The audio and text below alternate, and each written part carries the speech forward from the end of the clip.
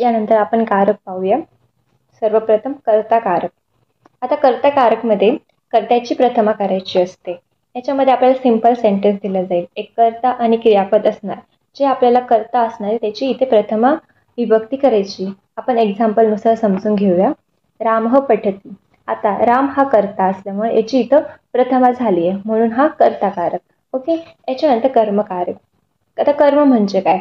जेव्हा कर्त्याला कार्य करण्यासाठी एखादं साधन आवश्यक असतं त्याला आपण कर्म असे म्हणतो. जेव्हा वाक्यामध्ये कर्माची द्वितीया केली जाते तेव्हा त्याला कर्मकारक असे म्हणतात. फॉर एक्झाम्पल, राम पुस्तकम पठती. आता या ठिकाणी राम हा कर्ता आहे, पुस्तक हे कर्म आहे आणि पठती हे क्रियापद आहे. आता या ठिकाणी आपण पाहू शकतो की कर्माची द्वितीया झाली आहे, म्हणून याला आपण कर्मकारक असं म्हणतो. याच्यानंतर करणकारक. आता करण म्हणजे काय?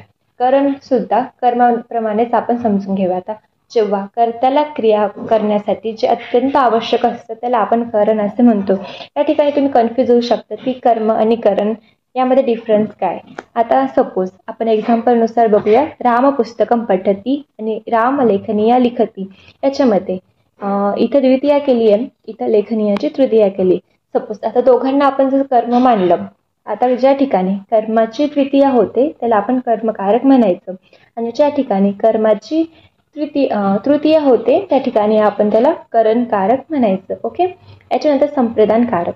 जेव्हा वाक्यामध्ये एखादी गोष्ट देण्याची क्रिया होते, एखादी गोष्ट आपण दुसऱ्या व्यक्तीला देतोय तेव्हा संप्रदानकारक असं आपण त्याला म्हणू शकतो. आणि जेव्हा एखादी गोष्ट आपण देतोय, जो घेणारा जो व्यक्ती असतो त्याची आपण चतुर्थी करायची. फॉर एक्झाम्पल, रामः गुरवे पुस्तकम ददाती. राम गुरूंना पुस्तक देतो. म्हणजे कोणाला दिलंय तिने? इथे देण्याची क्रिया कोणासाठी झाली की गुरूंना देतोय, म्हणून गुरवे या ठिकाणी गुरवे शब्दाची चतुर्थी झालेली आहे. याच्यावरून आपण समजू शकतो की हे संप्रदानकारक आहे. ओके. याच्यानंतर अपदानकारक. जेव्हा वाक्यामध्ये एखादी गोष्ट दूर जाते किंवा च्यापासून आपण म्हणू शकतो की च्यापासून, मग च्यापासून दूर जाणे, च्यापासून भीती असणे, या अशा वाक्यांचा बोध होतो त्याला आपण अपादानकारक असे म्हणतो. ओके. फॉर एक्झाम्पल, हिमालयात गंगा उद्भवती.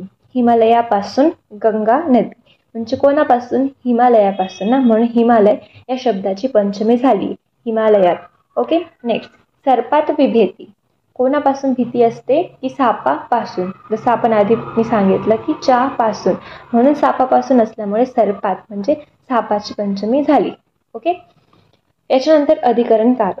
आता जेव्हा वाक्यामध्ये एखाद्या स्थानाचा बोध होतो तेव्हा ते स्थान असतं, त्या स्थानाची सप्तमी झाली असेल तर ते अधिकरणकारक आहे असं आपण त्याला म्हणतो.